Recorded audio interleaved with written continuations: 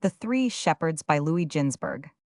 Aaron died 4 months after the death of his sister Miriam, whereas Moses died nearly a year after his sister. Her death took place on the first day of Nisan, and that of Moses on the seventh day of Adar in the same year. Although the death of these three did not take place in the same month, God spoke of them, saying, "And I cut off the 3 shepherds in 1 month, for he had determined upon their death in 1 month." 623. It is God's way to classify people into related groups, and the death of these three pious ones was not determined upon together with hat of the sinful generation of wanderers in the desert, but only after this generations had died was sealed the doom of the three.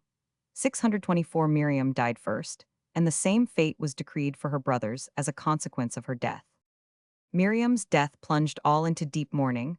Moses and Aaron wept in their apartments, and the people wept in the streets. For 6 hours Moses was ignorant of the disappearance of Miriam's well with Miriam's death, until the Israelites went to him, saying, "How long wilt thou sit here and weep?"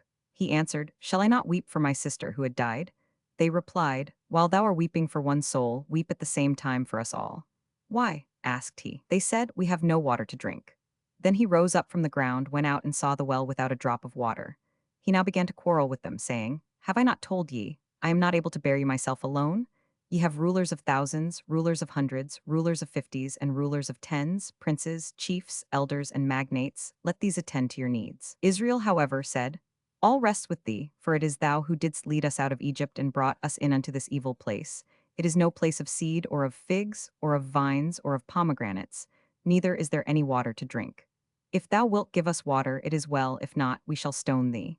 When Moses heard this, he fled from them and betook himself to the tabernacle. Their God said to him, "What ails thee?" And Moses replied, "O Lord of the world, thy children want to stone me, and had I not escaped, they would have stoned me by now." God said, "Moses, how much longer wilt thou continue to calumniate my children?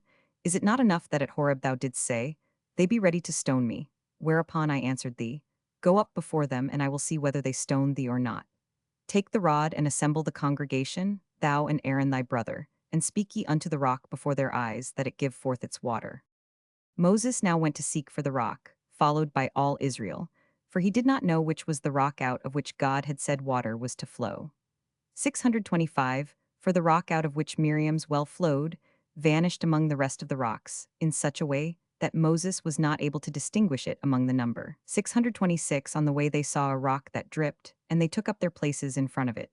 When Moses saw that the people stood still, he turned around, and they said to him, "How long wilt thou lead us on?" Moses, "Until I fetch ye forth water out of the rock." The people, "Give us water at once, that we may drink." Moses, "How long did ye quarrel?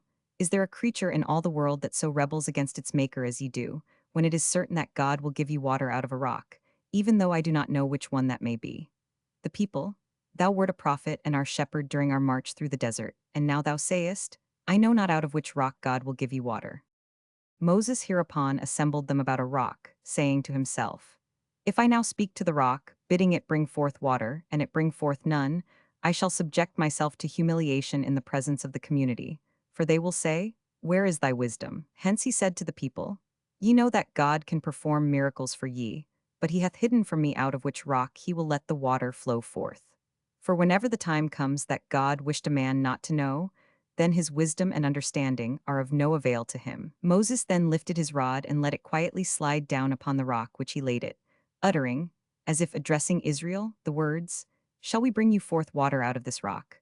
The rock of its own accord now began to give forth water, whereupon Moses struck upon it with his rod, but then water no longer flowed forth, but blood. Moses hereupon said to God, "This rock brings forth no water," and God instantly turned to the rock with the question, "Why dost thou bring forth not water, but blood?" The rock answered, "O Lord of the world, why did Moses smite me?" When God asked Moses why he had smitten the rock, he replied, "That it might bring forth water." God, however, said to Moses, "Had I bidden thee to smite the rock, I had only said, Speak to it." Moses tried to defend himself by saying, "I did speak to it, but it brought forth nothing."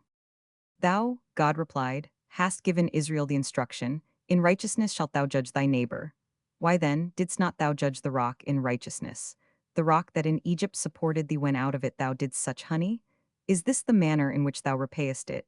Not only wert thou unjust to the rock, but thou didst also call my children fools. If then thou art a wise man, it does not become thee as a wise man to have anything further to do with fools. and therefore thou shalt not with them learn to know the land of Israel.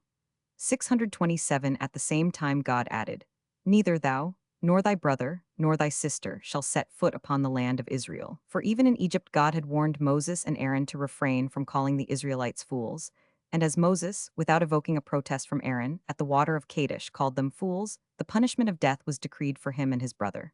628 When God had informed Moses of the impending punishment due to him and his brother, he turned to the rock, saying, Turn thy blood into water, and so it came to pass. 629.